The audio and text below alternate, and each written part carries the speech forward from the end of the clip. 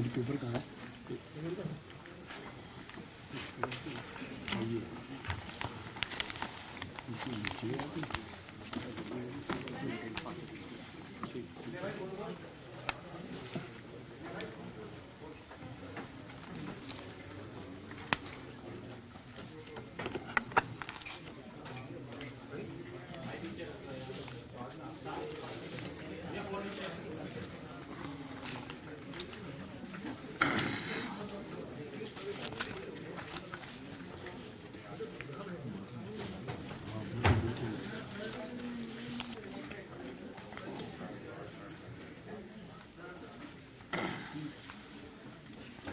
सभी को प्रणाम, नमस्कार।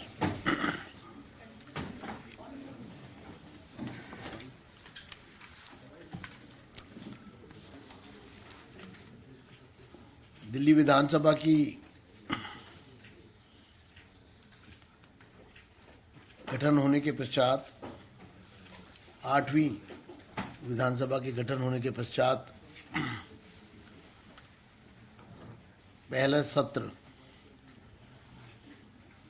जिसका सत्रावसान की कार्रवाई सुनिश्चित हो गई है, उसके समाप्त होने पर आप सबसे मिलने का मुझे अवसर मिला है। ये 5 सिटिंग का 5 दिन का ये सत्र, इसमें 5 दिन सदन ने अपनी कार्रवाई पूरी की है, अर्थात एक भी दिन सदन बिना अपने एजेंडा को पूरा किए हुए समाप्त नहीं हुआ। 18 घंटे और 18 मिनट, जैसे फ्लाइंग टाइम होता है ना, तो इस सदन का 18 घंटे 18 मिनट तक सदन की कार्रवाई चली है। और अंतिम दिन तो सारे रिकॉर्ड टूटे। सुबह 11 बजे कार्रवाई प्रारंभ हुई और 6:30 बजे तक चली। वो भी हमारे एक सदस्य लवली जी की माता जी का देहांत का जो समाचार सदन के बीच में आया, तो 7 घंटे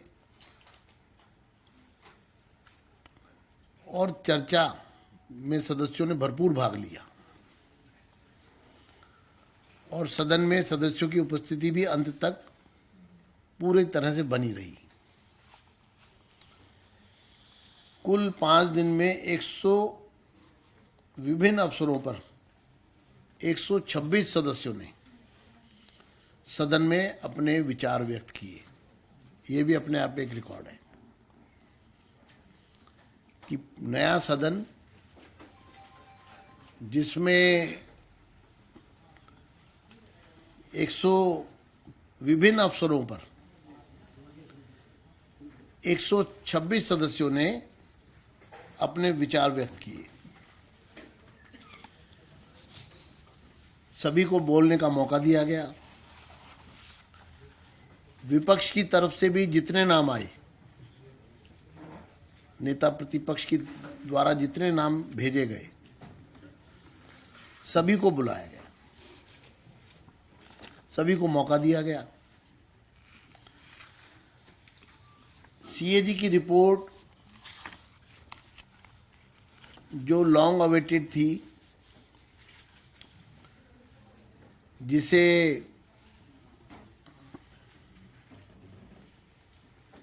सदन में बहुत पहले आ जाना चाहिए था, और क्योंकि मैं भी उन सदस्यों में से एक था पिछले सदन के, जो इस मांग को लगातार उठा रहे थे, राष्ट्रपति जी से मिले थे, उपराज्यपाल जी से मिले थे। कोई संवैधानिक संस्थान ऐसा नहीं था देश का, कोई प्रशासनिक व्यवस्था ऐसी नहीं थी, कोई राजनीतिक प्लेटफॉर्म ऐसा नहीं था जहां पर हमने दरवाजे ना खटखटाए हों। और अंतोगत्वा जब उम्मीद नहीं रही तो अदालत के दरवाजे भी खटखटाए और दिल्ली हाई कोर्ट में एक पेटिशनर के रूप में मैं स्वयं गया और कोर्ट को भी गुमराह किया गया।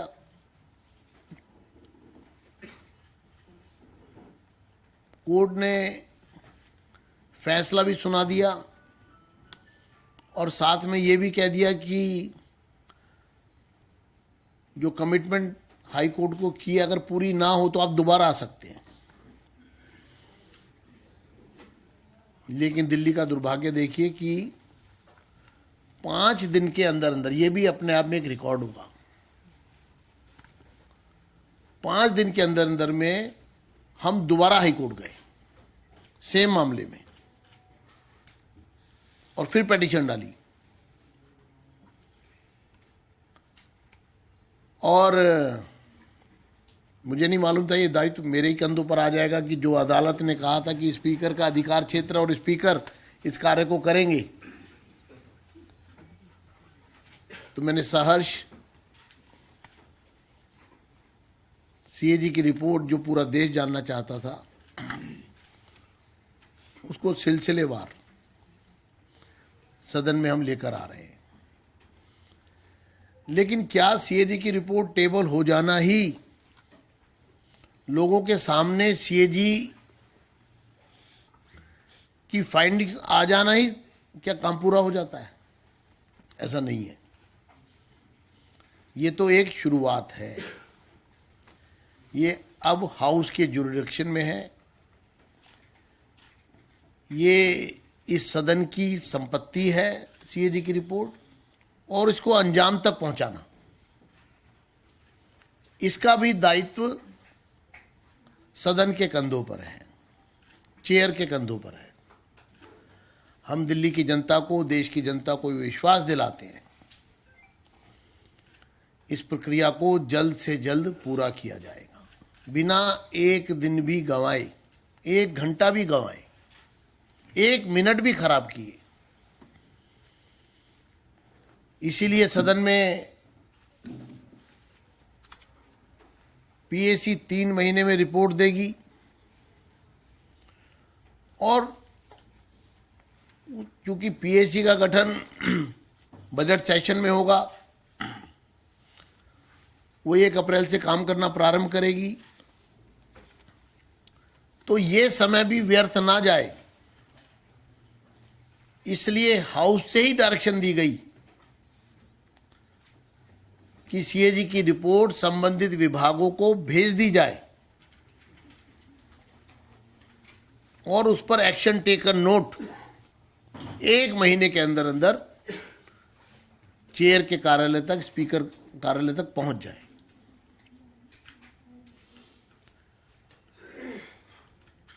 दूध का दूध और पानी का पानी होना चाहिए। दोषियों को सजा मिलनी चाहिए और दोषियों को सजा देने की जिम्मेदारी भी इस सदन की है। इसलिए आने वाले दिनों में इस सदन में बहुत बड़े बड़े महत्वपूर्ण फैसले लिए जाएंगे सीएजी के संबंध में।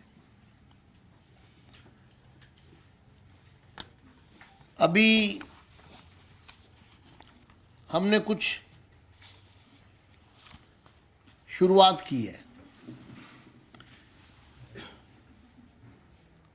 पिछले 10 वर्ष मैं भी सदन का सदस्य था।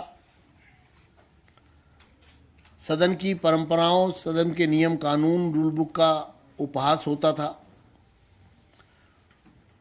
और सदन की बैठक बुलाने का जो रवैया था वो सर्वथा निंदनीय है। उसको कभी वो एक तरह का लोकतंत्र के इतिहास का एक काला अध्याय है। कैसे सदन को एक पॉकेट ऑर्गेनाइजेशन बनाया गया, कैसे सदन को एक पॉकेट ऑर्गेनाइजेशन से बढ़कर उसका बेजा इस्तेमाल किया गया, कैसे उसको राजनीतिक हथियार के रूप में इस्तेमाल किया, ये बहुत ही पीड़ा देने वाला काल था। इसलिए हमने तय किया है कि विधिवत सत्रवसान होंगे। जो स्थगित होते थे सदन अनिश्चित काल के लिए, प्रोरोग नहीं होते थे, साइनडाई होते थे सिर्फ। अब विधिवत प्रोरोग होंगे, सत्रावसान होगा, और हमने पहले सत्र के सत्रावसान का कार्रवाई पूरी कर ली है। यानी अब बजट का जो सत्र प्रारंभ होगा वो इस विधानसभा का पहले वर्ष का दूसरा सत्र होगा।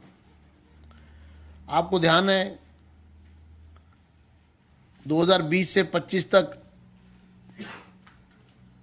साल में एक सत्र होता था और उसके पार्ट 8-8, 9-9, 7-7, 10-10 भी हुए होंगे।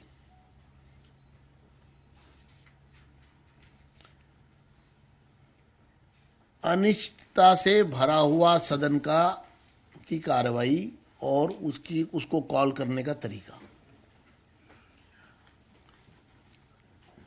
हम इस प्रथा को यहीं समाप्ति की घोषणा करते हैं।